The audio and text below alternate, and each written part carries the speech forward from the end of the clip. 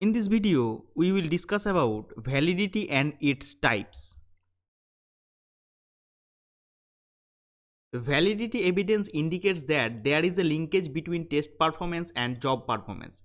It can tell you what you may conclude or predict about someone from his or her score on the test.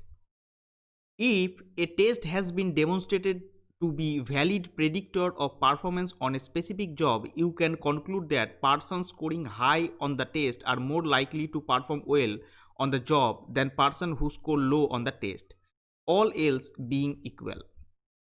Validity also describes the degree to which you can make specific conclusions or predictions about people based on their test scores. In other words, it indicates the usefulness of the test.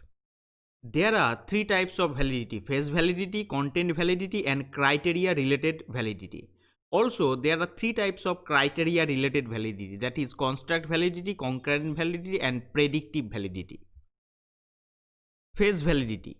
Phase validity estimates whether a test measures what it claims to measure. It is the extent to which a test seems relevant, important, and interesting. It is the least rigorous measure of validity. It is a judgment about the relevance of the test items, probably the most weakest form of measurement validity. There is a need to make the instrument appear appropriate. As for example, personality test.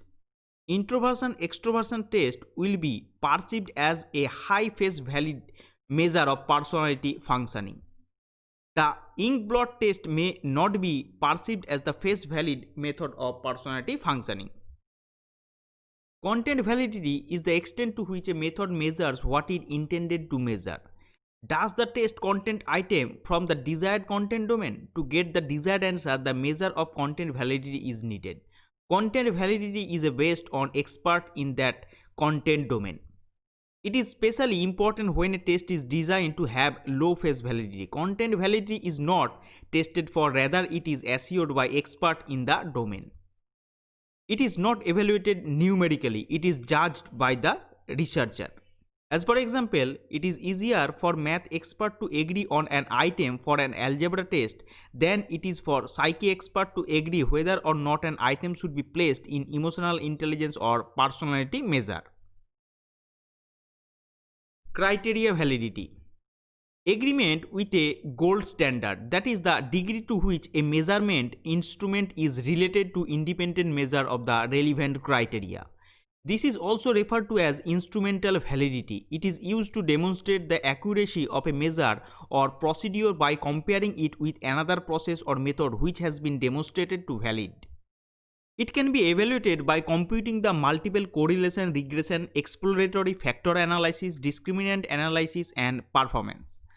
As for example, imagine a hands-on drive test has been proved to be an accurate test of driving skills. A written test can be validated by using a criteria-related strategy in which the hands-on driving test is compared to it. To establish the criteria validity, there is a need to study the relationship of scores derived with some criteria of importance. Construct validity.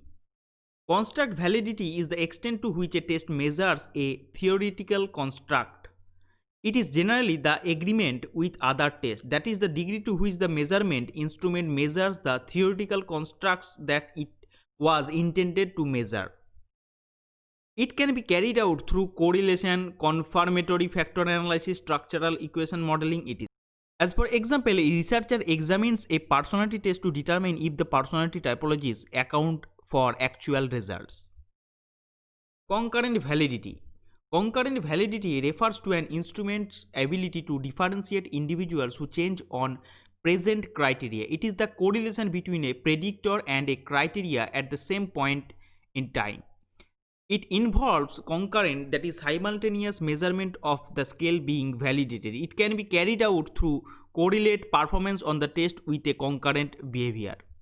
As for example, a psychological test of differentiate between those patients in a mental institution who can and cannot be released could be correlated with current behavioral rating of healthcare personnel. Predictive validity. Predictive validity indicates the extent to which an individual's future level of the criteria is predicted from prior test performance. It is the correlation between a predictor and a criteria obtained at a later time. It can be carried out through correlate performance on the test with a behavior in future. As for example, when the test scores are used for selection purposes such as choosing individuals for jobs or acceptance for admission to college, predictive validity of the test is of concern. The ACT and SAT are prime examples of measures that purport to have high predictive validity with college GPA. If higher scores on the SAT are positively correlated with higher GPAs and vice versa, then the SAT is said to have predictive validity. Now, factors that will increase test validity. Specify the instructional objectives. Describe the behaviors that will be tested. Describe the conditions under which the test will be given. Determine number of items required. Prepare domain specifications. Determine testing time required. Select item formats. Write test item matched to specific objectives or set of objectives. Use a number of items that proportionately reflects the amount of training time devoted to objectives. Establish a vocabulary level appropriate for the intended trainees. Have expert independently review the items. Prepare clear, simple test instructions. Establish standards for mastery. Use a specification table to match topics, objectives, and skill levels which trainees are expected to attain for each item. Estimate what proportion of the curriculum addresses each competence. Prepare scoring keys. Prepare report and table formats. Administer the draft test to a group comparable to people who will be trained. Interview examinees to determine if they felt the test was appropriate.